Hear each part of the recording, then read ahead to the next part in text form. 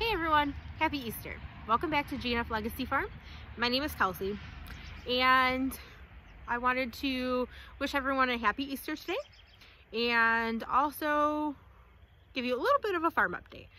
We had a lot of things happen here over the last week, so I want to catch you guys up and show you what we've got going on. So first and foremost, we are done with maple syrup. I've been meaning to shoot that video, but I haven't had time to get to that yet.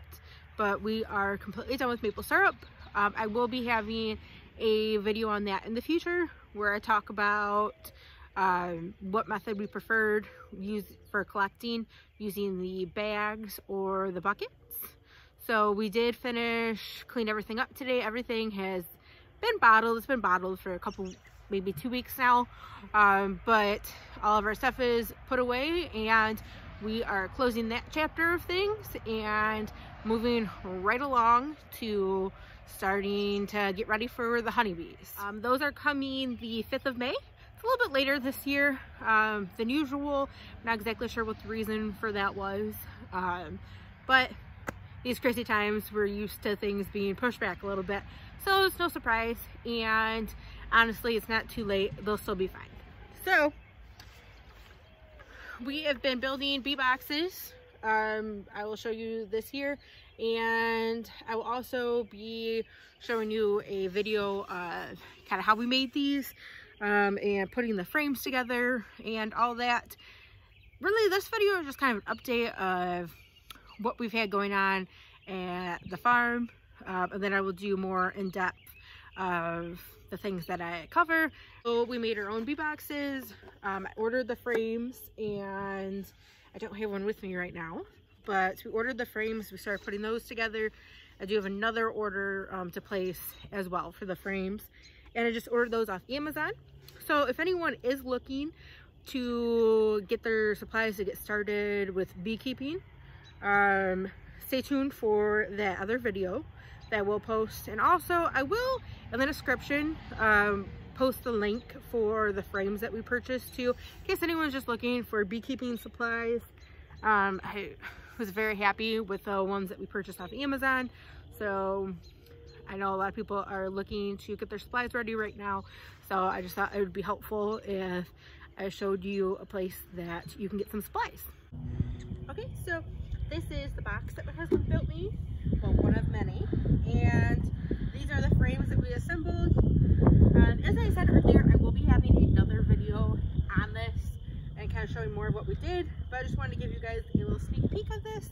And like I said, if anyone is looking for frames right now, I will put the Amazon link in the description so you can check that out and you can order if you are looking.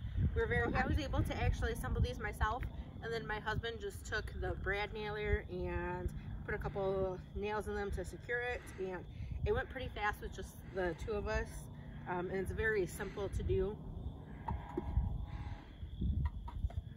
This is also, I chose to use the Plasticell foundation that has been pre-waxed, and then I will be adding more wax to this, but at least that gives you an idea for now. Let's see, what else have we had going on here? Another thing I don't think I told you guys about is we have eggs in the incubator. So I kind of did it on a whim. I wanted to start selling some fertile hatching eggs, but even though I have a couple roosters, I just don't feel confident enough to sell them to people without being sure that they're fertile and everything is okay. I know there are several ways to test if they are fertile, but for me, it just makes me most comfortable to be able to actually see them growing in the incubator if I'm going to sell them to somebody else. There's other methods that you can look at your eggs, like when you crack them open, see if there's a bullseye, but for me, I just wanted to make sure that they're growing in the incubator before I give them to somebody else. So I have eggs going right now for my own flock, so I should be getting a lot of Easter and olive eggs out of that, so that's exciting. Oh, the most exciting part. So we got a new heifer this week. We purchased a new heifer. She is a Seminole Hereford cross, and she is beautiful. We love her already. We purchased her so that we could use her as a show heifer for my nieces so that they can show her. We're going to breed her when she's older and keep her as a beef cow and produce some nice calves for us. She walks really nice. She has not really even had a whole lot of training yet and a whole lot of experience even on the halter and walking, but she is just a natural and has picked it up great. She's awesome. You guys will love her, and we already love her. I walked her tonight and I cannot get over how well she walks. I think that was maybe her 4th or 5th time on the halter, maybe her 4th. I don't know, but it's great. I was very impressed.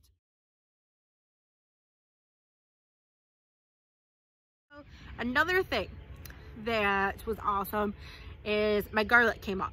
I will show you, I took some footage on that the other day, and I will show you guys here in Michigan and in most regions actually in the US, you are going to go and plant your garlic in the fall and then let it overwinter, and it'll start to sprout and come up in the spring, and in the summer you can harvest it. So that is how garlic works. That is not something that you are going to be planting at all this spring. That is something you plant in the fall. Nervous that it wasn't going to come up because I hadn't seen anything yet. I'd kind of been checking. I can get a little impatient sometimes when it comes to gardening, but I was walking over there the other day and I checked it out, and I was thrilled that it is coming up. So here it is. I've got quite a few that came up. Oh, you can see this other row too. I've got some smaller stuff. Now I did soft neck and hard neck varieties. These are all heirloom garlic that I got from the MI Gardener. I went to his store in the fall and purchased this. As I have mentioned before, I am in the same county as the MI Gardener, so I am able to go to the store. Boots, you must get out of the garlic. Out, out, out, out. Come on. So I am really thrilled that the garlic came up. So we're super thrilled to see the garlic coming up, and as you see, they look a lot like onions at this stage, so their leaves will grow up like that. And then I will get in the hard neck varieties, they will grow a additional like shoot will come up, and those are called garlic scapes. They're supposed to be really delicious. You can kind of use them as you would like a green onion, and they're supposed to have like a garlic flavor. So I'm super excited to get those and cook with them. To be completely honest, that was probably my main reason that I wanted to grow my own garlic, is I wanted to try the garlic scapes. Plus, I use a lot of garlic in my cooking, so I wanted to be able to have access to that and to be able to grow it myself. So we are thrilled about that, and I can't wait to harvest. Usually around here it is sometime in June you can harvest your garlic. You will wait until the leaves will die back, much like an onion, and then at that point you will pull the bulbs out. So as I said before, you plant those in the fall. Here in Southeast Michigan, we're in zone 6A, and then you harvest in the early to mid-summer. So what I did is I didn't even plant them in my regular garden. I kind of had an additional bed that I tilled up over here, and I put the garlic in there so that way it would not take up actual garden space, since I would be harvesting it in June. Now, as it says in the title, we are also going to do a recipe in this video, and I think that that's going to be something that I'm probably going to continue to do for holidays here, is I will post a recipe and kind of show like what we're doing, so you get a little insight of our life. So this is actually, I'm videoing this the night before Easter, but you guys will see it on Easter, and some of this video will be shot on Easter though. So we're going to be making, our family calls them caramel pecan rolls. Some people call it monkey bread. Same thing. It is made in a bundt pan. You use frozen dinner rolls, let it rise overnight, and then bake it in the morning. It is super easy. Disclaimer here, this is not health food by any means. That's why we're doing it here kind of on a holiday. Definitely a special occasion, holiday only type of treat. But it is delicious, and it is always a crowd pleaser.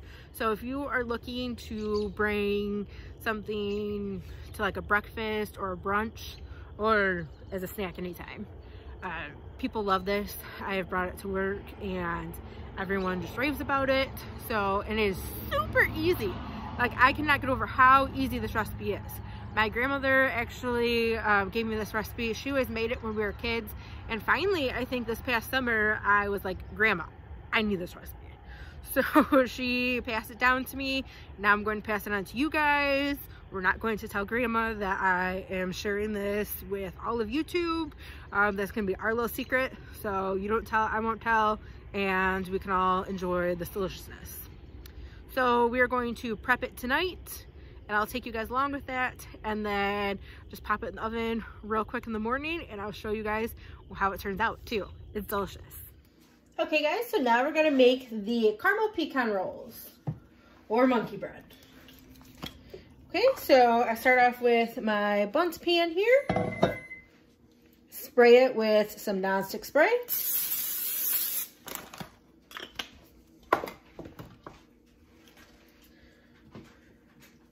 Next, you're gonna want to add your pecans. You can do them chopped or pieces, however you like. About a half cup to a cup, depending on your preference. I just put as many as I know that we want in there, because these are going to be on the top of the rolls once they come out and you flip them. See? Okay. Now for the frozen dinner rolls. Now these have not thawed yet, so they are completely frozen, just popped them out.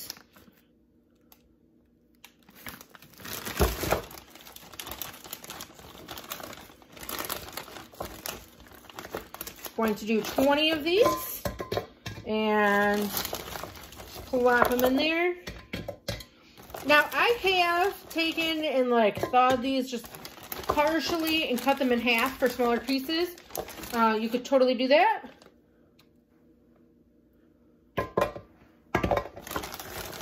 For my pan, I noticed that about 20 works well. Okay.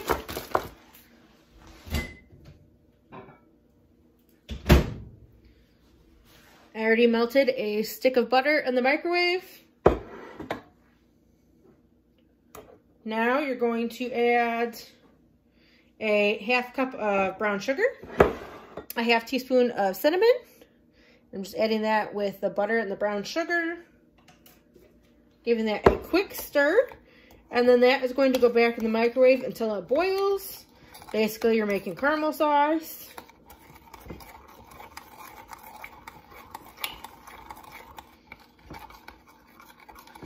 Okay, you're going to stir it now. You will not stir this when it comes out of the microwave. And I put it in for about a minute. Just keep an eye on it. Take it out once it is boiling. In the meantime, I'm going to top it with some butterscotch pudding here. Make sure you get the cook and serve kind. So all you're doing, open your package.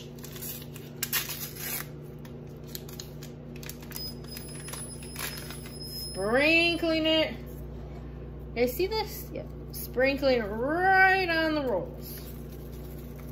I'm telling you guys, this is like the easiest recipe and everyone loves it. So good.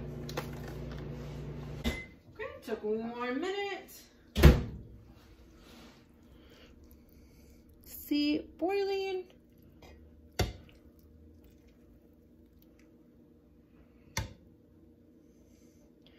And you just pour it over.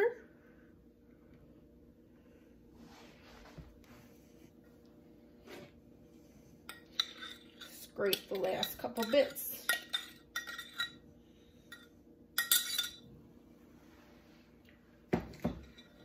Okay.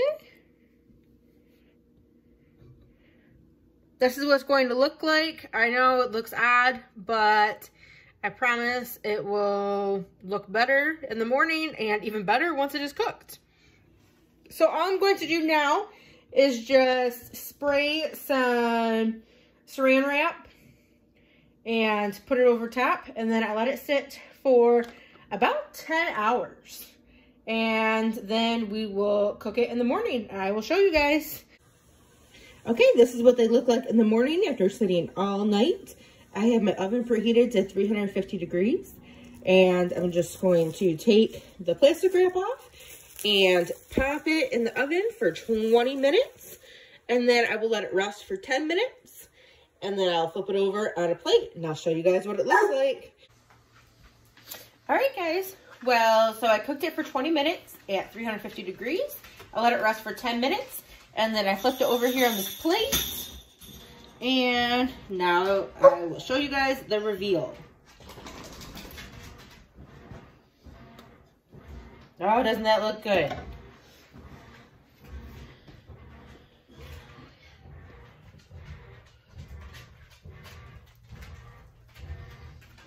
Alright, happy Easter, guys.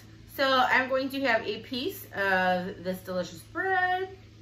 I'll show you, it pulls apart super easy. All right, so I'm gonna enjoy. You guys have a great Easter, and I hope everyone has a wonderful time with their family or at home, whatever you choose to do.